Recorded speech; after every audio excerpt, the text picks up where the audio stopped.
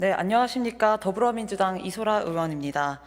발언에 앞서 본 의원은 개인적으로 이틀 전 존경하는 김동욱 의원님께서 저출생 의원과 관련한 발언을 하셨는데 정말 잘 들었습니다. 일부 공감하는 내용도 있고 생각이 좀 다른 부분도 있었는데요. 저출생 고령화 문제는 국가의 미래가 달린 의제인 만큼 앞으로 협치하면서 함께 논의하는 장이 더 많아졌으면 좋겠습니다. 오세훈 시장님, 조의영 교육감님 함께 해주실 거죠? 네, 대답이 시원치 않은데요. 네, 의사협회는 오늘 18일 총파업을 예고했습니다. 의정 갈등 속에서 산부인과 같은 필수 의료 인프라의 붕괴는 더욱 가속화되고 있습니다. 아이를 더 이상 낳지도 않는데 낳으려 해도 안전하게 분만할 곳이 점점 줄어드는 것입니다. 그야말로 저출생 악순환입니다. 작년 우리나라 합계 출산율은 0.72명으로 역대 최저치를 기록, OECD 주요 국가 중 꼴찌입니다. 저출생 대응 정책이라며 정부는 물론 서울시 역시 앞다투어 예산을 쏟아붓고 있지만 역부족입니다. 얼마 전 덕수궁 돌담길에서 열린 서울시 시민건강 출생장려 국민땡주 한마당, 일명 국민땡주 사업에 대한 논란이 많았죠. 아무 곳에나 저출생을 갖다 붙인다는 비판 여론이 들끓었습니다. 본 의원은 개인적으로 할 말이 없습니다. 이번 서울시 추경에 편성된 정난관 보건시설비 지원사업 역시 아이 낳기를 포기한 현실을 반영 못했다는 비판이 있었습니다. 물론 정답은 없을 것입니다. 서울시에서 저출생 극복을 위한 그 어떤 노력이라도 더 해보겠다는 의지는 이해합니다. 비판 여론에 대해 오세훈 시장은 노무현 정부에서 시작한 사업이라고 반박 논리를 펼치기도 했습니다. 본 의원은 어느 정부에서 시작한 사업인가는 중요한 게 아니라고 봅니다. 출산 의지가 없는 청년들에게 정난관 보건시술이 과연 얼마나 큰 의미가 있는지 사업의 비용 투자 대비 효과성에 대해 여러 측면에서 심도 깊은 논의가 필요합니다.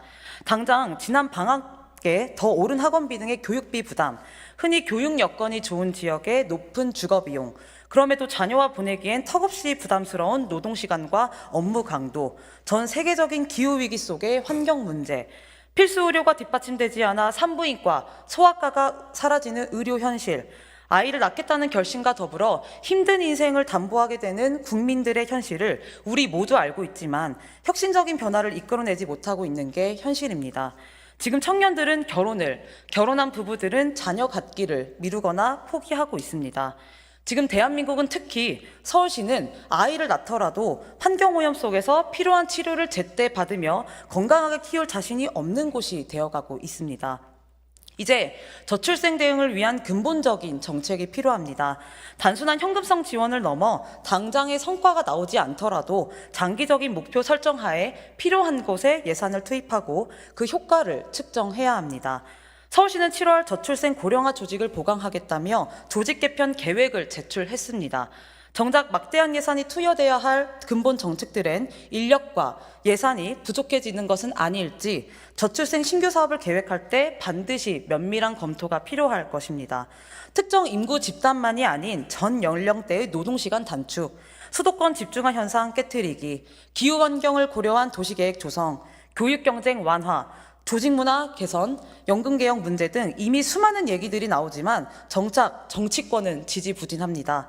정부가 먼저 시작해야 할 일들도 정말 많습니다. 하지만 서울시의 선도적인 정책들이 정부나 타 지자체의 제도 변화를 이끌어낸 것이 얼마나 많습니까? 서울시가 할 수 있는 과감한 정책의 전환들을 통해 저출생 고령화 대응에 함께 앞장섭시다. 서울시 교육청 또한 교육 경쟁 완화를 위한 혁신적인 교육 정책을 끊임없이 발굴하고 정부에 지속적으로 건의해 주십시오. 전국 최저 출생률을 기록하고 있는 서울, 어떤 노력이 필요한지 우리 모두 함께 고민해 봅시다. 초저출산 위기, 우리 모두의 과감한 결단과 추진력이 곧 다가올 국가 소멸을 멈출 수 있을 것입니다. 네, 경청해 주셔서 감사합니다.